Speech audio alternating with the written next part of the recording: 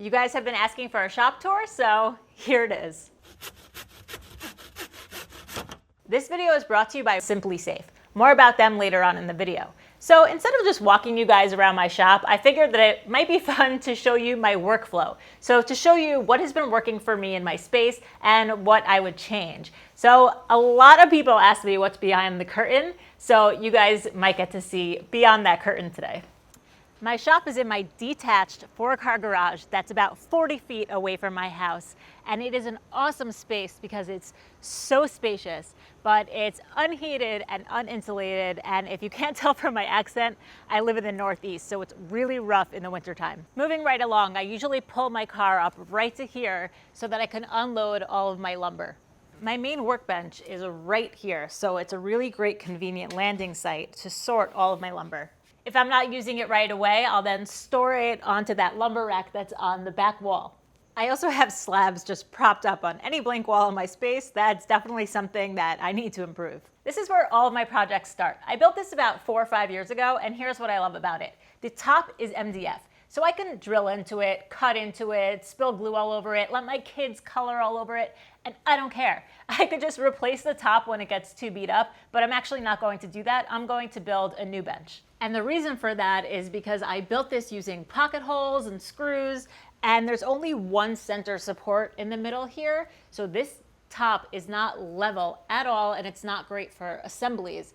So I am going to build myself a torsion box bench where I use MDF on the top that can still be replaced, but it's going to stay dead flat for assemblies. Also, the bottom is just open space here. So I think a better use of this space would be to add some drawers for storage. So expect that video coming to a screen near you soon. So after I've rough marked all my lumber, I cut it to rough length, sometimes with my circular saw at the bench, as evident of all of these cut lines in here. But most of the time I do my rough cutting at the miter saw. Big rough pieces of lumber are kind of heavy. So ideally it would be best if the place where I was rough marking everything was closer to the place where I was rough cutting everything. So my lumber rack is right over to my left over here, which is awesome because I could take pieces from the rack and bring it directly to rough cutting. But typically the way that I work is that I grab a piece from my lumber rack and then I bring it to my bench and I rough mark everything all the way over here. And then I have to carry everything to my miter saw station, which is over here. So I'm kind of walking around in circles here. So that's just something to think about with your space. For me, I'm using this as an excuse as to why I don't need a gym membership. This miter saw station was the second thing that I built for my shop, and I love this zone over here, especially because my outfeed table for my table saw is right behind me. So after I'm done rough cutting, I just turn around and pile everything up behind me. So this workflow right here is really working for me. I typically work with rough lumber, so the next step is to surface everything. And that's when we get to go behind the curtain. But before we do, I was really scared to put out this video, and I was holding off on it for quite a while because I'm about to show the world exactly where everything is located and how to get into my space. So this video is really only made possible thanks to this week's sponsor, Simply Safe. Simply Safe is a super cool security system that's really affordable and easy to set up all by yourself. Welcome to Simply Safe. Every time I'm away from my house for extended periods of time, the first thing that I do when I get back is open up the shop door and check if all my tools are still there. For now, I set up entry detectors on all my garage doors and windows. Alarm off. Simply Safe on. Home. And I installed motion detectors in the back corners of my shop. Please exit now. Warning. Garage. Entry sensor open. It took me about a half hour to set it all up, and now I don't have to worry about my precious hand planes going missing. Alarm off. My shop is also now being professionally monitored, and the monitoring center will call the police if it's alerted to anything. So if you're interested in a security system that won US World and News Report's Best Overall Security of 2020 for just 50 cents a day with 0 contracts, check out simplysafe.com/3x3 custom, where you could get sensors to cover every window, room, and door of your house. They even have water sensors, temperature sensors, and HD cameras that are also all super easy to install. We have a kitchen faucet that freezes every winter, so I am definitely going to install this freeze sensor before the weather gets colder. Really, the only way that this video was going to happen was if my shop was secured, so huge thank you to Simply Safe for actually making this video possible. Now, are you guys ready to see what's beyond the curtain? This is just where I keep my planer and my CNC and just overall just regular garage storage stuff. Over here I have a tree that fell down across the street from my house, some just kid toys and stuff. Here's my husband's corner where he has some softballs. Just some general storage stuff. I have some 2x4s in here that I don't really use, but I need to have them around. Some sheets of MDF also. I actually need to use that one soon, so that's gonna be fun to take out. And my CNC, which I don't really use for a lot of my projects on my channel, but I use this for personal projects and I also use it for prototyping. Back to my workflow. So the next step would be to use a jointer, but I don't have one. So I use a jointer sled at my planer and then I flip it over on the other side to surface the other side. If you're curious more about that whole process, let me know down below and I could definitely work on a more detailed video on my process and how I do that. So I don't have a dedicated dust collection system in my shop yet.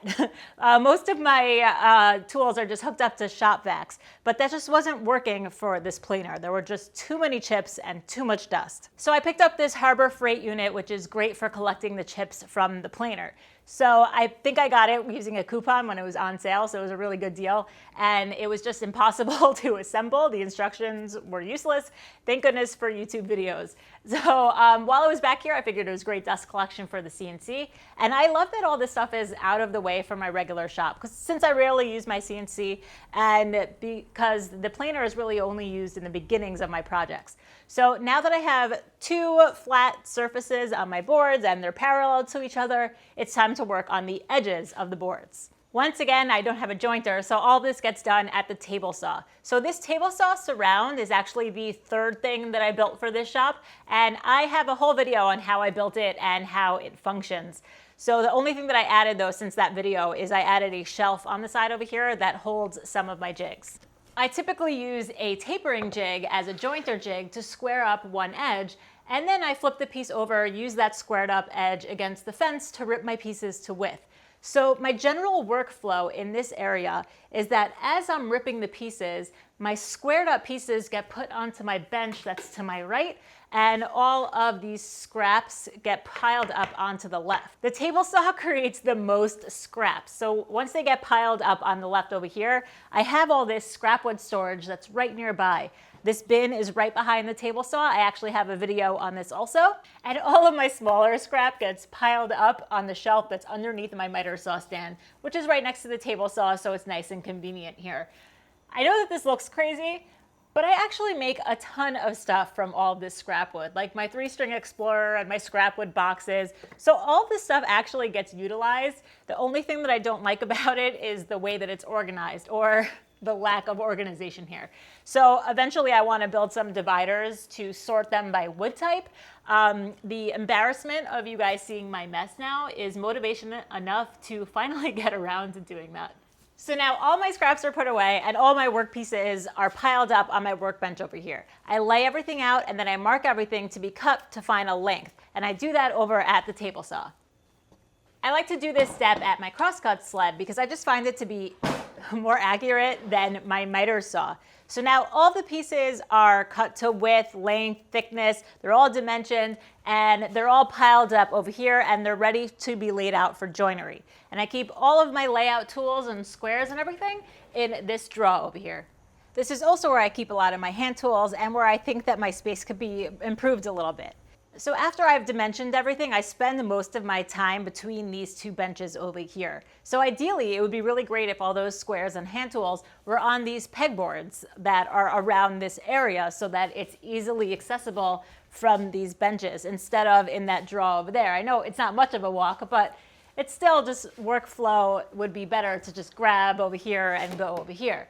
But I don't trust these pegboards one bit. Things just like keep falling off of them. They keep ripping and tearing, but they were here from the previous owners, so I just kept them. This system, however, I love. This is a metal pegboard from Wall Control, and everything is really secured on here. The hooks really lock into place. Even this super heavy circular saw has never fallen down. So I do eventually want to line the rest of the walls here with this Wall Control system because I think it's awesome. Something that I do love about this corner over here are these tables that I built against the wall underneath the pegboards. So I love that they're just a quick little drop zone for tools, like as I'm in the middle of a project, but they don't protrude out from the wall, so they don't take up too much space, and things don't really get lost because there's not so much space on it. It's like just enough space.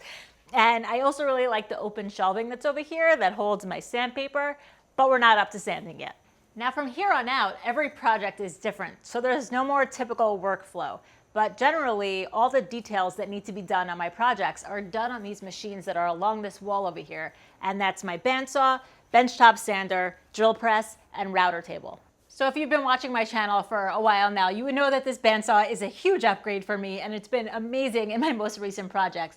And I'm really thankful that I ordered the stand for it, the wheels for it, because I could keep it up against this wall over here or garage door over here, and I could just roll it out whenever I need to if I'm ever needing to cut boards that are too long that would bump into this wall over here. Now I would be able to resaw super long stock and it wouldn't be an issue. So having this rolling base is awesome. After using the bandsaw, there's typically bandsaw lines that need to be removed and cleaned up. So I do that usually at the benchtop sander, which is conveniently located right next to the bandsaw. Or sometimes I use a template at the router table, and it's also conveniently located in this row of tools over here. What's great about this situation over here is that the outfeed table of my table saw is right behind all these tools. So this becomes a drop zone for everything while I am sawing, sanding, drilling, and routing. And it's really conveniently located right behind me as I'm working. So I love this workflow over here. And it's also really great because I do a lot of joinery work at the table saw. So all the pieces end up piling up over here after some details are done using the machines that are behind me. I love using the router table. It's one of my favorite tools to use, and I actually get the most questions about this table. It's from MLCS Woodworking, and the coolest thing about it is the foot-powered lift. So if you have the means, I highly recommend getting a pedal lift for your router table.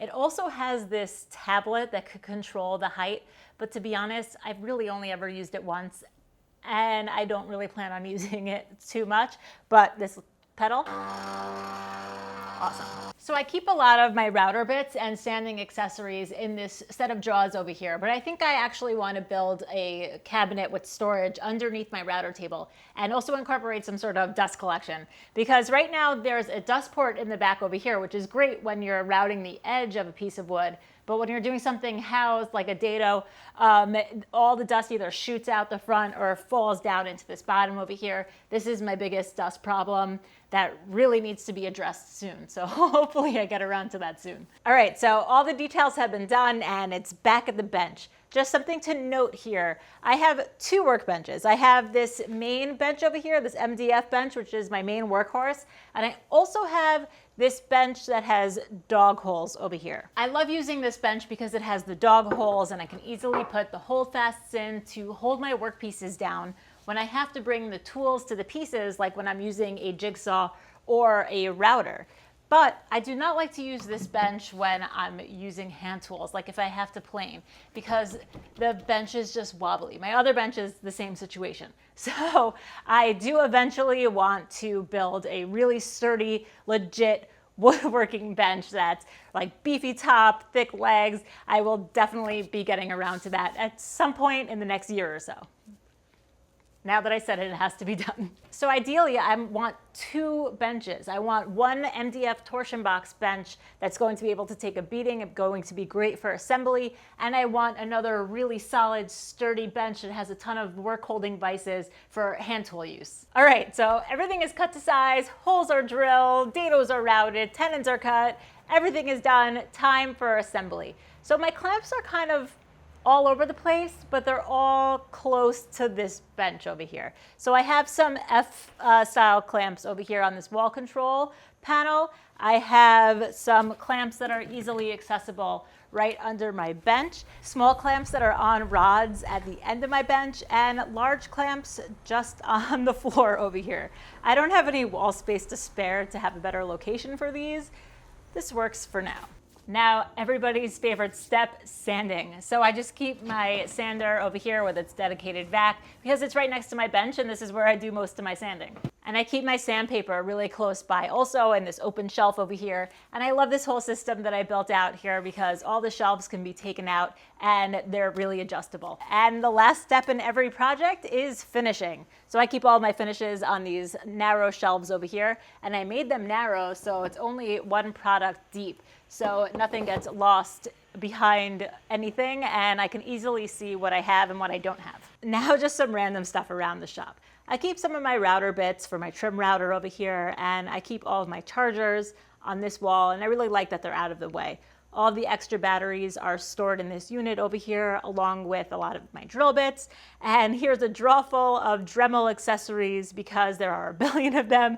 They take up a whole drawer. And just some random stuff that doesn't get used often. And the bottom drawers hold larger power tools. And up on top here is where I keep things that I reach for often, like my hand saws, safety gear, and calipers. As far as screw storage goes, I just like to keep them in their original boxes and put them on these shelves here. I feel like I can really easily see what I have and what I don't have. Of course, there are always like these like specialty screws and accessories that I keep in these little storage containers. But just keeping them in their original boxes, I can really easily see what size they are, and they're really easily accessible up on here. So that's my shop. Is that what you thought was behind the curtain? I'm curious to know what everyone thought was actually behind there. So before you go, huge thank you to WOODCRAFT. They are so amazing to me and my channel, so go send them some love because I would not be able to continue to make these videos without them. If you're just getting into woodworking, WOODCRAFT is the place to go to get everything and anything you need to be a better woodworker. And huge thank you to Simply Safe for sponsoring this video because without them, it literally would not have happened. So now that my shop is safe and secure, I'm gonna go work on some projects. Thank you so much for watching, and I'll see you on the next one. Something flying in here. Okay.